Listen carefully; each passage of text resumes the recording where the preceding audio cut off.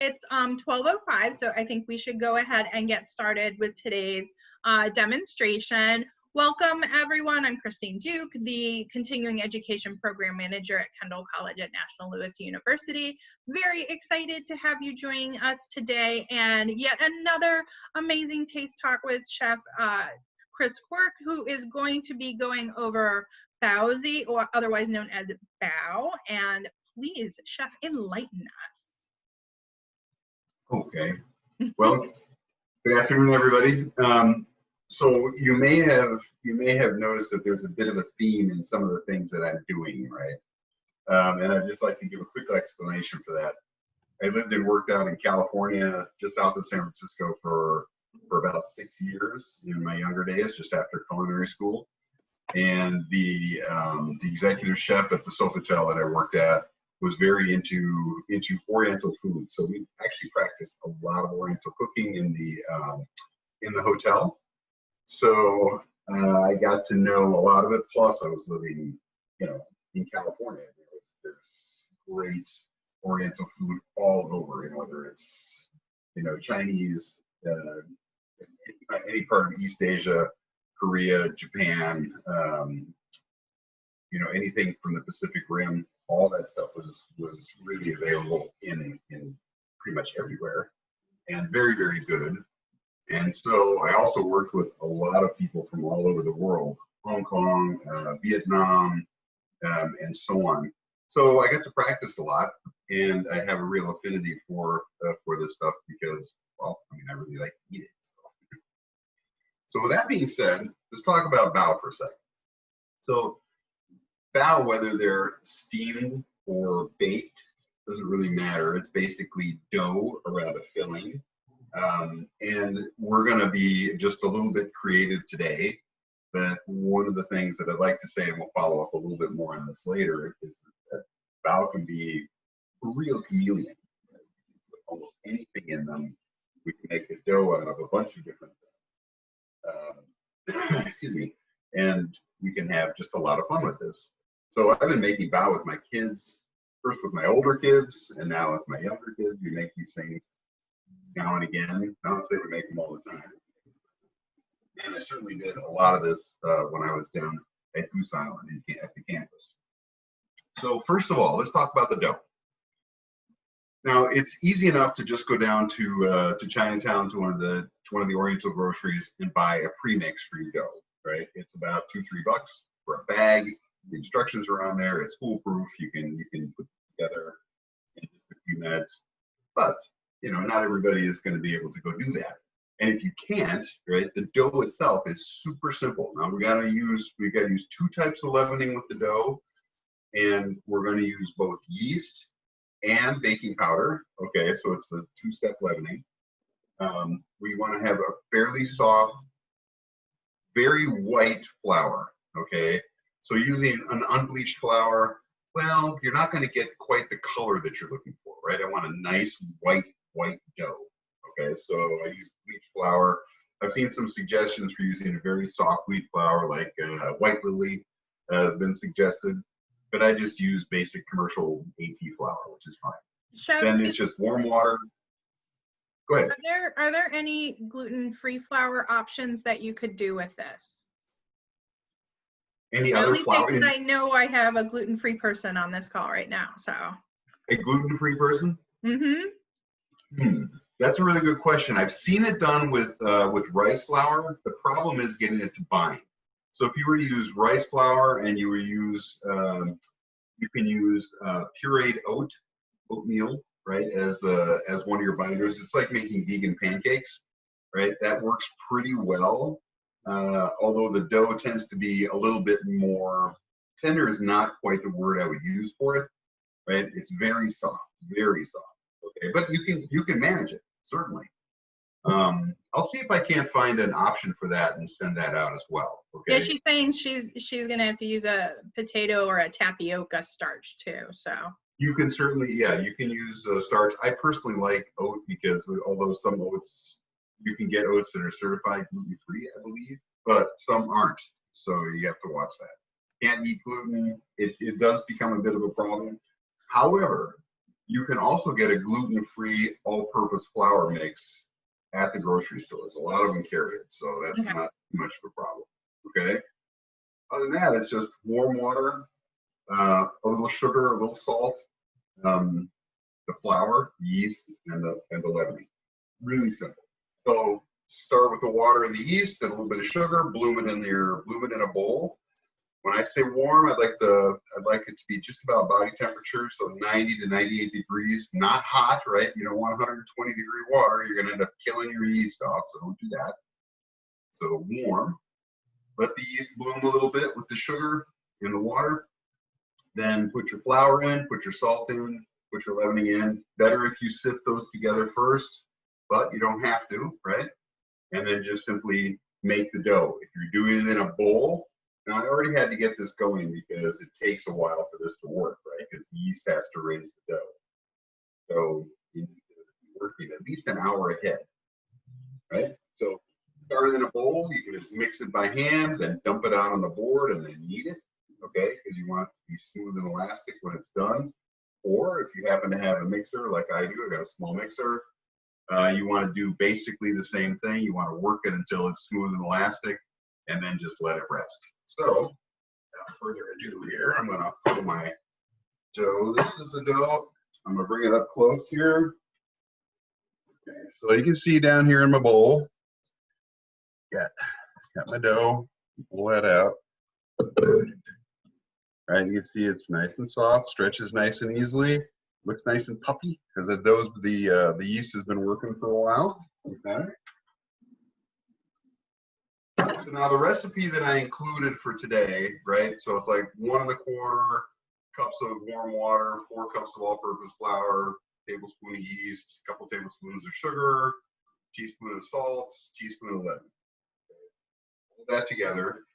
Once the dough is ready, and I made this just an hour ago, right? I'm going to take it, going to divide it in 2. I'm going to divide those again because I'm wanting 16 buns out of this, give or take. So you got 4 approximately even pieces, nice and easy. Let's put 2 or 3 of those aside. Then I'm just going to take the dough. I'm not going to outgas it completely, right? I'm just going to outgas, squeeze all the air out of it. I don't want to do that, right? So I'm just going to roll it into a little log or a snake, if you will. Then I'm going to divide each one into about 4 equal pieces. Come back around. Okay, here's my pieces, like nice. And then I want to round those up a little bit, okay? So rounding, if I don't round them, it's going to be hard to get a nice round skin for this, okay? So I'm just going to lightly round them. You can either use the standard roll technique that you would see bakers use, or you can also just pull it into shape gently, right? Again, you don't want to squeeze it completely out. Just roll it into a little ball and pinch it. Okay, either way, you got a nice round shape. I find it's easier if I just do it right down in front of me. Those are not looking great in terms of the roundness. So then let's go ahead and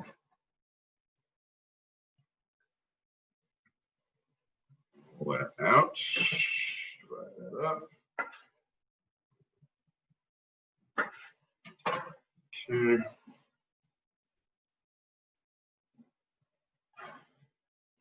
That's 6, 8. Now I'm getting I'm losing space on my board, so I'm gonna just do this right here. I'm sorry you can't see what I'm doing, but I'm just doing the same thing. Okay.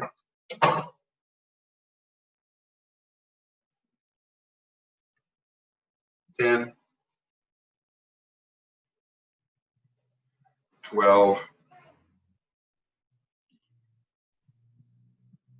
and we're going to be at 16 in just a second.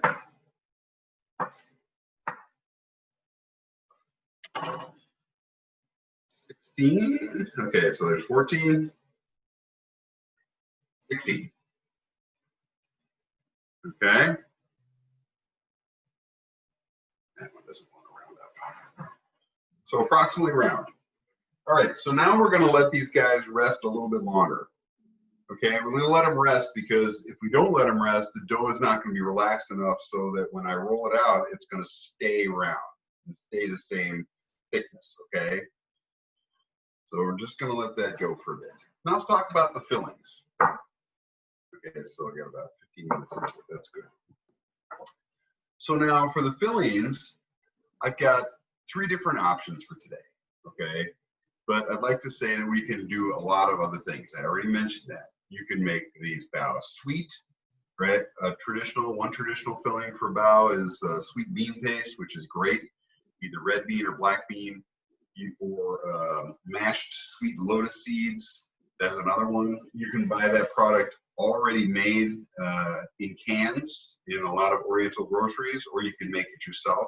But it needs to be kind of low moisture, so it needs to be fairly thick, fairly dense, right? You don't want a super wet product. You can also add other things, like we had a discussion last night about Nutella and bananas. So you can dice up some bananas and mix it with a little bit of Nutella, and you can use that for filling. There's another great sweet one. So there's 3 right there. I was thinking about doing something with like chocolate and peanut butter. I thought that might be interesting. Didn't go that direction though. But I've got 3 different savory ones that I'm going to work with today. One is a basic sort of sausage recipe. So I'm just going to start with this one. A little bit of chopped pork. So I'm going to go with a little chopped pork, a little oyster sauce, little white pepper, little salt, and some chives, right? Really nice and easy. Nothing complicated about it. If you want to make it a little bit more interesting, you could add some chopped shrimp in there. You could put some crab meat in there, right? Go that sort of pork route. I like this particular type of roll with shredded cabbage, although the cabbage has to be wilted slightly first. So you just toss your shredded cabbage with a little salt, let it sit for about 10 minutes, then squeeze it out and mix that with the pork. That's a really nice addition. If you want to put ginger and garlic in there, by all means. You want to put some toasted peanuts in there? Why not, right? There's so many things you can do with that pork filling, right? Just to make it more interesting. Then it's also common to put like the pork filling with a little hard-boiled egg inside the bao, right? I made one of those yesterday, and I was doing some, I was just going through this because I wanted to make sure I was, on point today. So I made one with pork and hard-boiled egg for my younger daughter. She loves hard-boiled eggs, so why not? She ate that right down, so that's a really good one. Lapchang sausage, right? Chinese sausage, kind of diced up and added in there. Really, really good. So there's just so many things you can do. So that's gonna be that one. Next, the one specifically for kids, although adults are gonna like this too. I'll tell you what, if you put out like cheesy sausage rolls on a buffet for the kids, watch the adults scramble for it, right? Seriously. So I'm doing something like that today. I got some hot dog, just basic old beef hot dogs, diced up, a little bit of cheese, diced up, just mixed together. Kind of bring this around. There we go. Wow. Now that's on my keyboard. Okay, hot dogs and cheese. Great fill-in for these things. Not just for the kids, right? The adults too. And then last but not least, I've got some char siu pork. So it's very traditionally go down to, say, Chukwan Bakery down on Argyle. You get yourself a barbecue pork bun, right? So they're sweet, porky, kind of red barbecue. Really tasty stuff. I don't like adding the red food coloring to my cooking so much, so mine is not that red. But I started my char siu 2 days ago, marinated it overnight. I got the recipe in the thing for you. Marinated that overnight, roasted it off, diced it up, and then mixed it back with the same sauce ingredients. So a little bit of oyster sauce, a little sweet soy, a little hoisin sauce, a little onion cooked in some sesame oil, and then of course secret ingredient for all Oriental cooking, ketchup. Maybe someday we'll do We'll make omurice, which is cooked with ketchup, right? It's a traditional Japanese fast food dish, right? Little omelet on top of your fried rice, fried with ketchup, right? They're really, really terrific. So maybe we'll make that one of these days, just for the heck of it. So once it's cold, it's nice and thick. So I've got the chashu right there in my bowl. So I'm gonna make 3 different things. Okay. Put this off to the side for a moment. So I'm gonna just chop my chives and mix my sausage. I haven't done that yet. So just chop about 1/4 cup of chives. Picked these out of the garden this morning. You can use scallions, of course. It's not a problem. Not everybody has chives just hanging out in the garden. I just happen to be so lucky. I think this is the 3rd one that I've done with chives. Not a problem. And I'm also going to put some chives in my dipping sauce for this. So I got my pork, add my chives. I already added a little bit of white pepper and salt in here. I'm going to add a little bit of oyster sauce. You don't want a lot. You don't want it to be too salty. This particular batch of sausage meat I made with mostly pork belly, so it's a little fatty, right? Turned out really great flavor-wise, but it's the buns are, say, maybe a little bit juicier than than if you were to use a standard grocery store pre-ground pork. But we also make quite a bit of sausage here at the house, so I just happen to have some ground pork belly hanging out. Yeah, this is basically the same recipe as they use down at the Phoenix restaurant downtown in Chinatown. We had one of the owner's son, Kelvin Chung, was one of our students years ago, and at Kendall College, and was nice enough to share the recipe for their shumai dumplings. Right, this is basically the same thing. Yeah.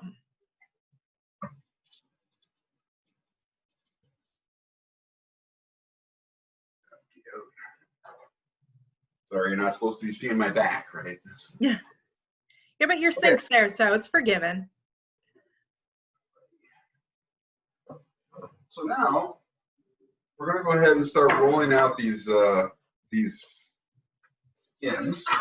Okay, I'm going to move some of this stuff out of the way here that I had on my board for such an emergency, so we can see.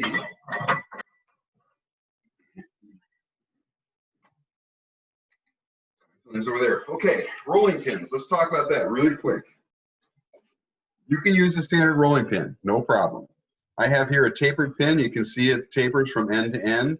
When you're doing small jobs that you want to get perfectly round, tapered pin really helps you out.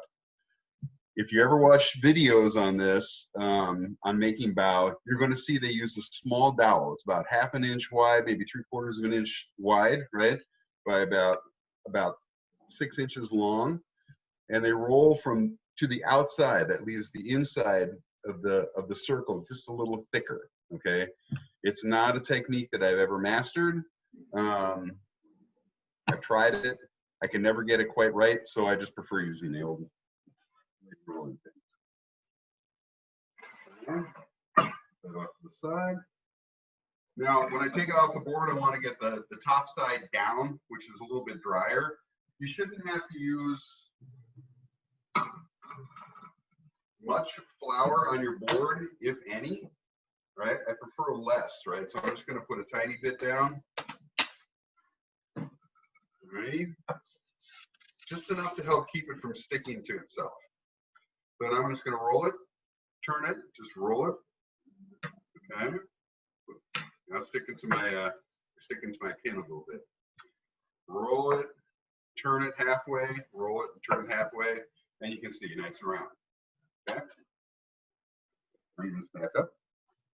There it is, nice and round. So roll some, turn it and turn it over, right? So turn it halfway and turn it over. It's the same thing I did when we were doing the Korean dumplings. It just makes for a nice round finish. Okay.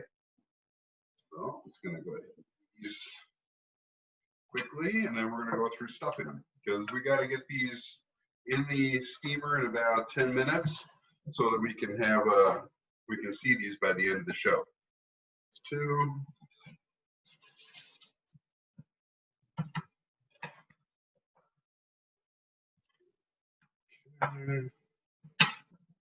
Roll. Turn. That's 3. Now, if you're doing these for, I'm doing these for a little party, that's actually a really fun thing to do, right? Make your dough, get your fillings, make 4 or 5 or 6 fillings, maybe some extra garnishes, and then have people make their own up, right? And then, you know, go and have a couple of cocktails while things are steaming, right? Nice. Yeah, it's been a while since I've done one of those, but I do pot sticker parties occasionally. We've got some friends who, you know, whose kids like making those too. There's so many fun things you can do with this stuff.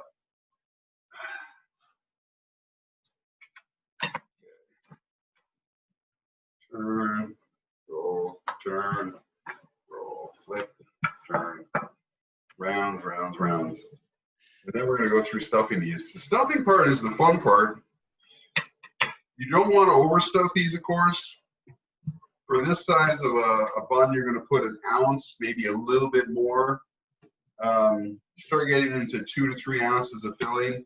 They tend to leak out a little bit, but that's okay. I mean, if you want big old stuffed full bao, I actually had a good friend when I was living and working in California. His name was Nguyen. He was an older Vietnamese gentleman who had been through the war and the whole thing. He was terrific. He was our garde manger chef when I was at Sofitel. But I used to go hang out with him occasionally at his house down in Sunnyvale, and his wife Eli would be cooking, and you have all these people running in and out. But one of the things that she used to make, and she'd send it with him for his lunch on a fairly regular basis, was what he called big bao. So she would take a bao like this, but the dough would be about 8 inches in diameter. Wow. And then inside there would be pork, whole egg, a bunch of sausage, vegetables, and all this stuff. And so that thing weighed probably about a good 8 ounces or so when it was finished. And they were probably about 4 inches tall and at least 5 inches around. So that sounds insane and amazing. Eli was such a good cook. Oh my gosh. So one thing about Nguyen, though, that man could drink. Oh. So we would sit there at the table, and of course, we'd have beer. Budweiser was his favorite, right? So we'd have our Budweiser. And he would drink 3 beers, at least to my 1. And the man weighed all of about maybe 105, 110 pounds. He was very short and very thin. Boy, he could pack it away. Nicest man. Unfortunately, he's been dead for a while. Okay, so now I'm going to bring this up here so you can see. So I've got my round. Okay, nice, about like so. Next, I'm going to take some of my filling. Okay, so I've got about 1 ounce, maybe a little bit more, right in the center. Okay. Now, I am not an expert at this. Mine never turn out perfectly pleated, but they turn out okay. So I'm going to take this. I'm going to just gather up a little pleat. Okay. So you can see I've just got it pinched together there in the corner, right there. So now kind of keeping a hold of that with these fingers, I'm going to use this finger to kind of pinch it in. And as I'm pinching it in, I'm turning it around. So you can see it's gathering up. Okay. Then that's it. Love it. So I'm gonna make. I really envy people who can get these things to look absolutely perfect. Dobby. Yes. down at Goose Island. He does. Is she super fast at it too? She's fast, and they look great, right? Now that one looks a little bit better. Usually my first one's a little rough, and then they get better after that. Okay, let's do another one. And then I'm going to switch up here after a few. I want to do 4 of each. No, 5 of each, right? Because I've only got 3. Yeah, 5 of each.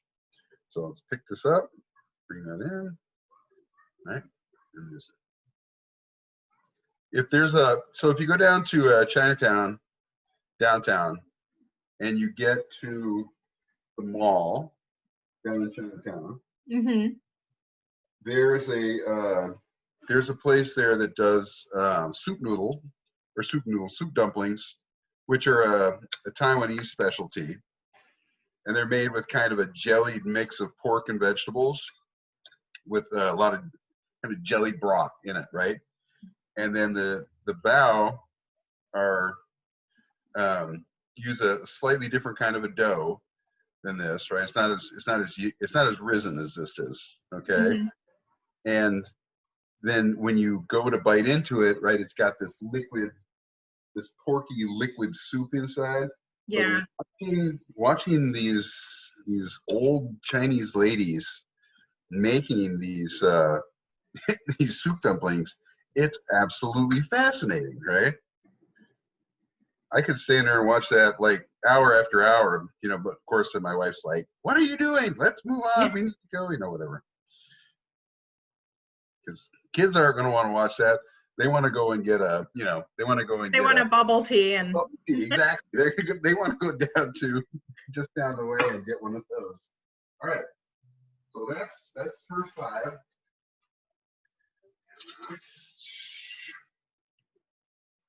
All right, I'm going to stand back now. Now you see what I've been doing. Now I'm going to switch up and I'm going to do the char siu. There we go. Okay.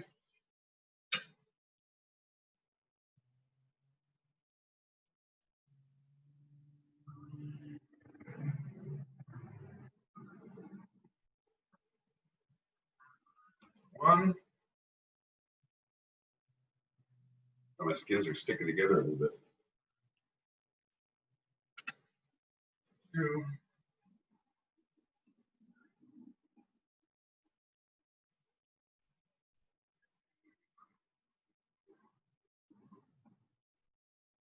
Three.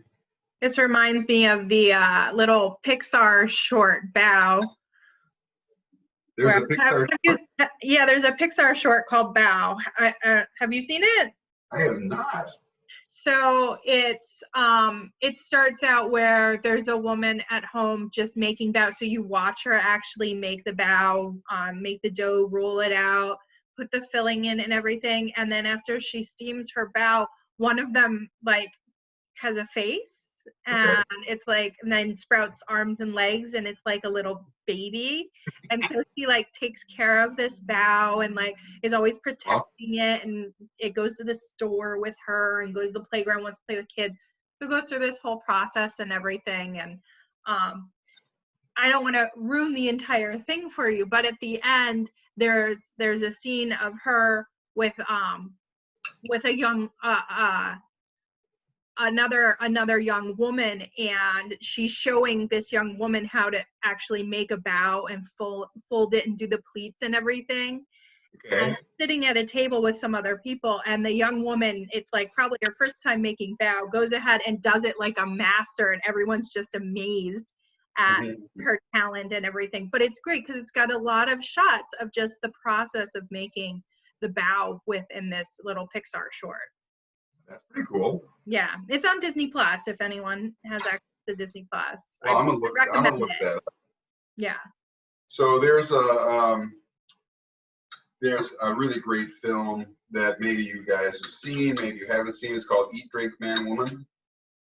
It's from back in either the early 90s or the late 80s.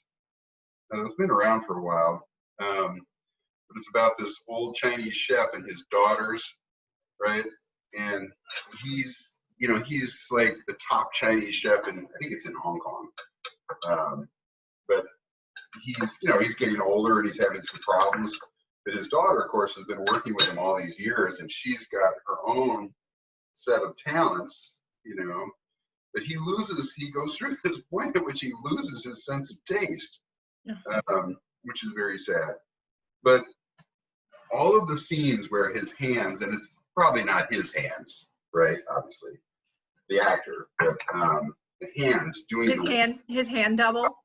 Absolutely fascinating to watch the work, Mm-hmm. and it's a very entertaining movie too, right? Bit of a heartbreaker in its own way, but with a lot of real human interest going on. Not my favorite food film of all time. Unfortunately, that's still one of my top ones. What is your favorite food film of all time? I have two. One is Babette's Feast, of course. That was another one that came out in the early '80s, based on a short story by Gabriel Axel. And anyway, it was set in Jutland in Scandinavia, right? Mm-hmm. And it's about Babette, who's a French chef, but nobody knows that, who kind of shows up, fleeing the revolution, and is taken in by these old Puritan ladies, and she spends all these years sort of taking care of them, and at the end, she puts together as a gift to them is a feast, and it's really great because what happens during the feast is that all these schisms and problems that have developed amongst this group of Puritans over the years is healed by this feast that they share, right? I've seen it probably 20 times, seriously, over the years. It's just, and it gets better every time I see it, right? So that's a good thing. The other one is, hot. All right, I got to stop for a second. Let's talk about steamers for just a second, okay? Now, I used to keep a bamboo steamer.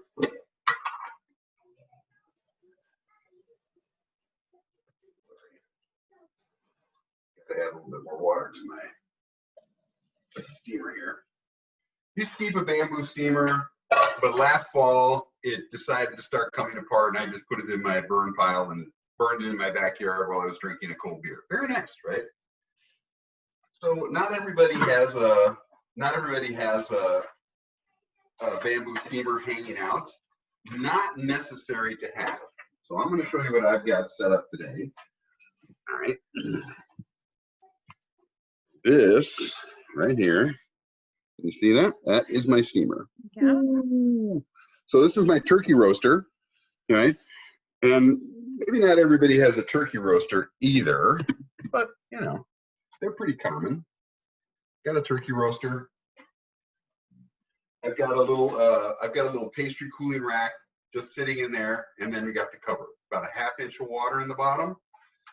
Now you can't put your bow directly on the rack, because if you do, you're going to end up with the dough sagging down between the parts of the rack, and it'll stick to the rack. Okay, so you need to put something on there. I've got in this case I've just got some parchment paper, but you can also use like cabbage leaves, right? That works really good. And that's a traditional liner too. Okay, so I'm just going to start putting my bow in here. I'll bring you back around and show you when I get this when I get it loaded here. Now, to get these cooked all the way and to get them hot through, it takes about 15 minutes. So we're going to be running just a little over today. I hope nobody's in a rush. We can talk more about movies. So give me just a second here.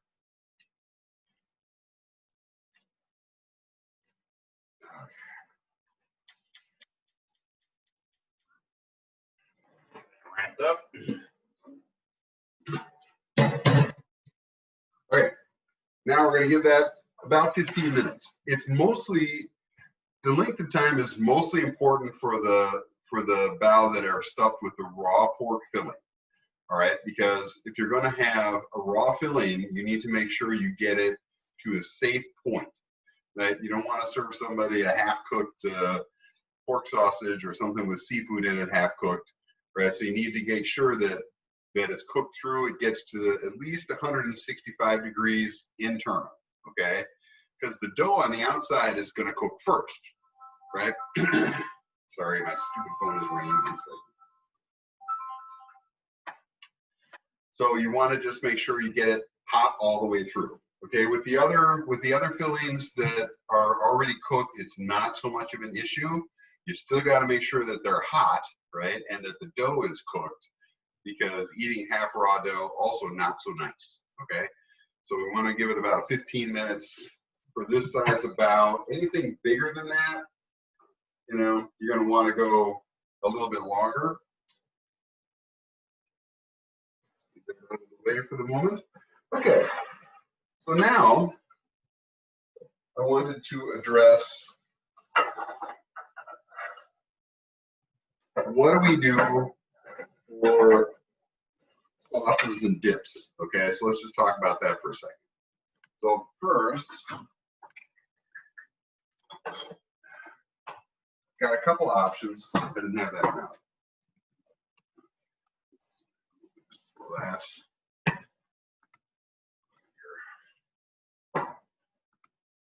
okay. So we got a couple different things here. First of all, everybody's favorite, sweet chili sauce, meat ploy sauce, right?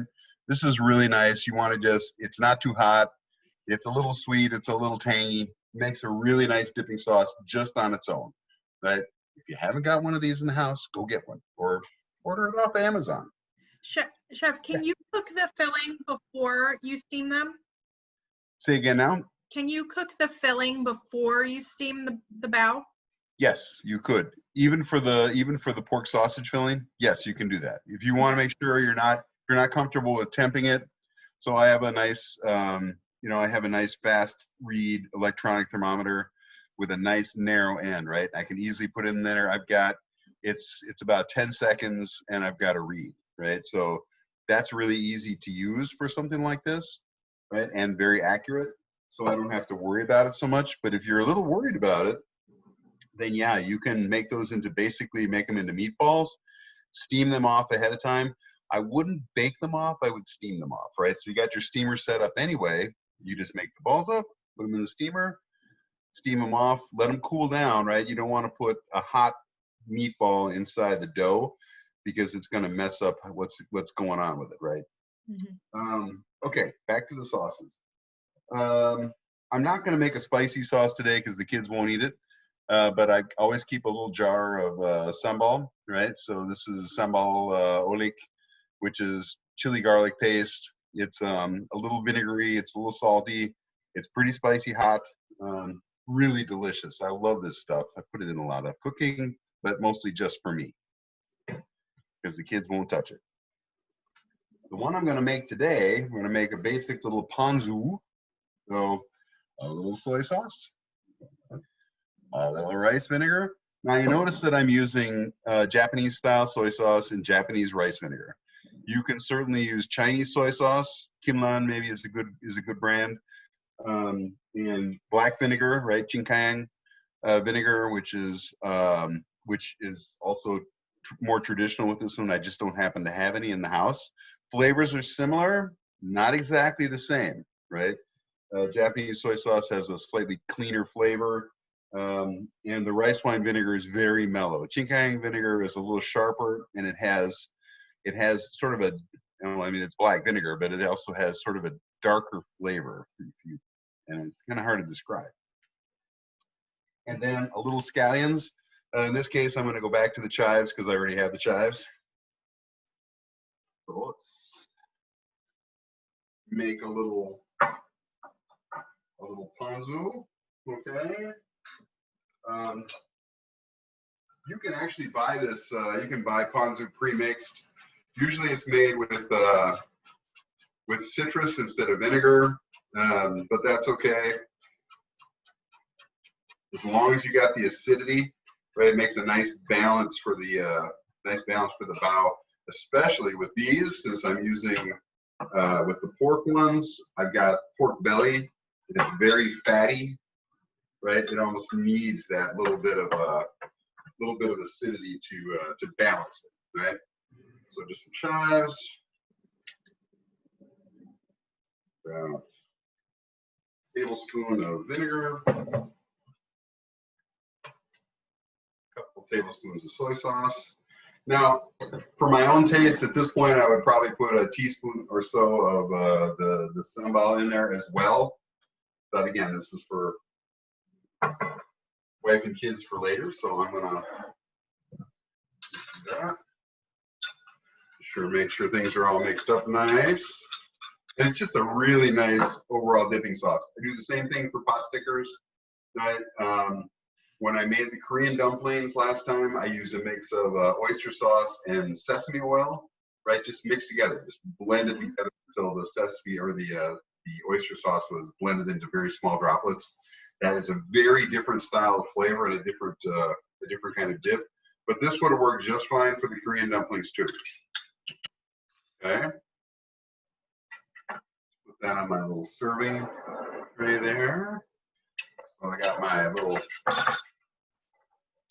little leaf serving tray here, which somebody was nice enough to give me like 10 years ago, and I hardly ever get out.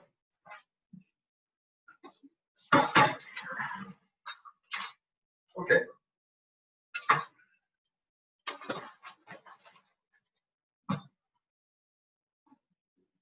I would say while we're waiting for the next 5 minutes, now's the perfect time for questions. Anybody have anything that they'd like to ask or get off their chest about this? Yes, anyone, please, any questions on bao? Wow. Bao, bao. Wow, wow. Oh, actually, well, let me share a little story. So years ago, when my older kids were still living up in central Wisconsin with their mom, because you know, I got divorced and they were living up in Stevens Point. I used to go a couple times a month up to Wisconsin to pick them up, and then back up to Wisconsin to drop them off, right? Which was a lot of miles, right? We spent a lot of time in the car. So one day, and this is probably 15, 16, 17 years ago, so quite a long time ago, we're driving along. I hadn't quite gotten to Wisconsin yet, so we were still in Illinois, and all of a sudden I had this vision in my head of having a bao restaurant, okay? And I want you to know that this is before Wow Bao, okay? Probably 3 or 4 years before Wow Bao. You know, I never heard of it, right? It looked pretty, maybe it was in a concept mode at that point, but I hadn't heard anything about it. So it certainly wasn't the inspiration. So I had this just like flash out of the blue where I was going to open a bao restaurant, and it was going to be because and I want to give you a little bit of backstory with that. When I was working in California, especially working with Nguyen, right? Of course, Vietnamese food and French food are very tightly intertwined, right? Because French, after all, you know, occupied big chunks of Indochina for many, many years. So I had this vision that we were going to have this thing, and the name came right out of the blue. We were going to call it Oui Bao, right? So O-U-I, right? So French bao, right? So it was going to be, and I swear to God, I had the logo and everything just popped into my head, and I was like, Cookie. That's my older son, whose name is Cucullin, right? So I was Cookie. Get a piece of paper. I want you to start writing this down. And so by the time we'd gotten up to the central Wisconsin, right, I had this all worked out. So it was going to be We Bao, and their little tagline was going to be We Meet, We Bao, right? And it was going to be a very stylized little thing of two people bowing to each other, you know, over a steaming dumpling, right? So we meet, we bow, and then I started thinking about what kind of bao we were going to do. And so I thought maybe we'd do like a beef bourguignon bao and maybe a French onion soup bao. And I had all this stuff. I was churning these ideas out. Now it never actually, of course, came to anything. But it's funny that I was so excited about this entire concept that I saved the papers that I had put together, and I wrote those down, and I found them squirreled away in my archives about a year and a half or so ago. I was going through some stuff, just kind of cleaning out my archives. I was just like, oh my gosh, I couldn't remember this. But it was, it's just one of those things. I thought it would have been a hoot. But then it was, as I said, it was about 3 or so years after that that Wow Bao came along, and I was like, I'm never gonna be able to do this now. So Yeah, my husband claims he had the idea when he was in culinary school too, and has it in a notebook somewhere. So before, well, I mean, that was back before Wow Bao opened. So yeah, it's like that idea was like so on the tip of everyone's brain. So, I'm actually, breaking a rule. yeah, no, go ahead, Chris.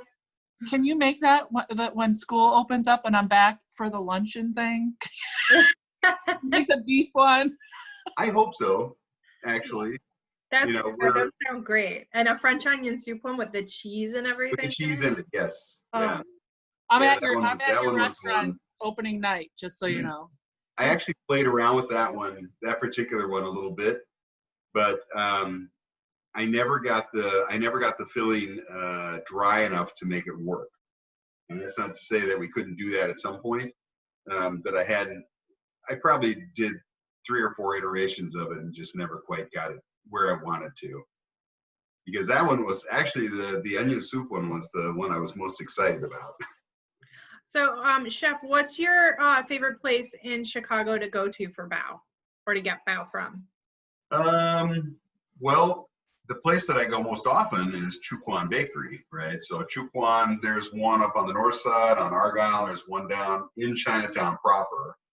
Of course, you can get all kinds of dim sum, but it's a carry-out place, right? They don't have dining in. I mean, they have like 3 tables, but basically people don't dine in. They walk in, they look at the bakery counter, and I like their food. It's not great, but it's good. If I had to say my favorite place to go in terms of what's really great is the Phoenix restaurant down Chinatown, right? Mm-hmm. Yeah, I mean, I knew the owners and their son because he was one of my students, and the food is just terrific. But also up on the north side and not far from Chuquan Bakery, it's on Broadway at Argyle, is Farama Restaurants, which is a big dim sum place. They do a pretty good job.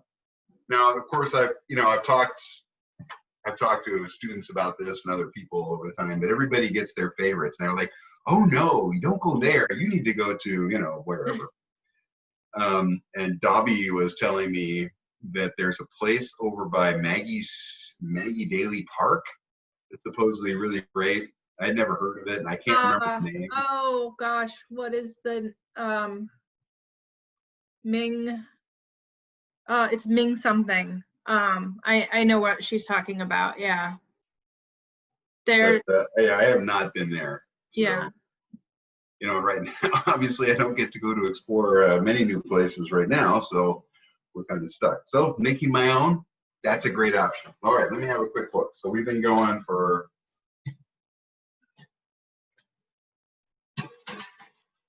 oh yeah.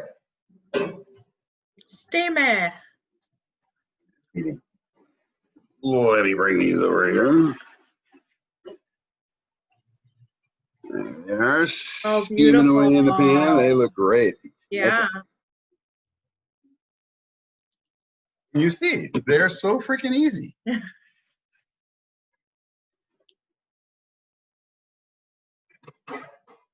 Let me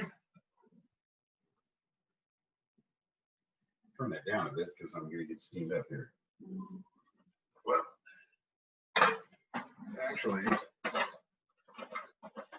so my thermometer, right? So my little fast read electric thermometer. This was about $7 or $8 at Bed Bath & Beyond. Works really good. But let me check by internal temp.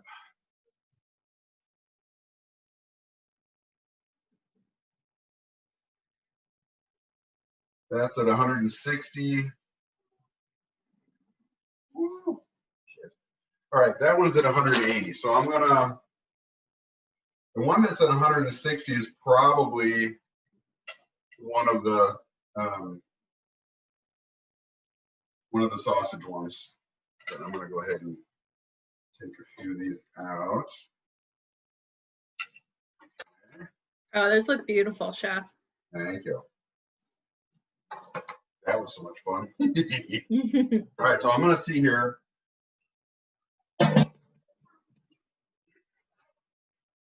So this is just the basic, basic little show. All right. Oh, nice. Beautiful. About knocked my mixer off the table there. And my knife right here.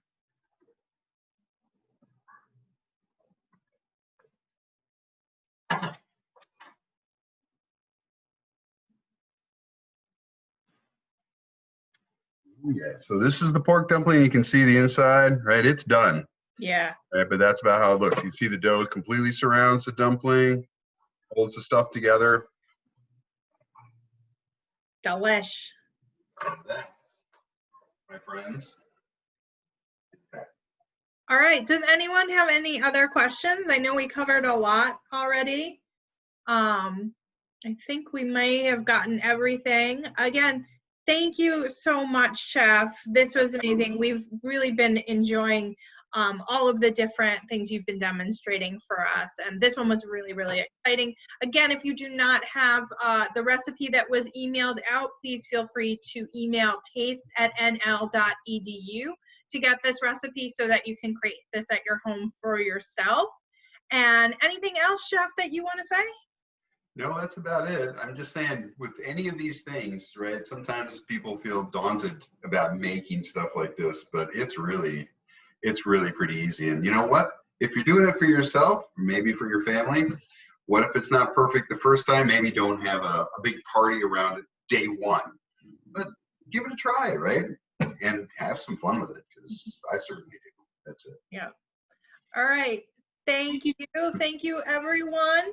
The taste schedule did go out today for everyone, and our next taste talk will be on Wednesday with Mary Ross, continuing on talking about 3 red grapes that you need to know in order to learn more about wine. So thank you, everyone, and have a great and a safe afternoon, please. Thanks, guys. Yep, stay safe, everybody. All right, we'll see you again another day.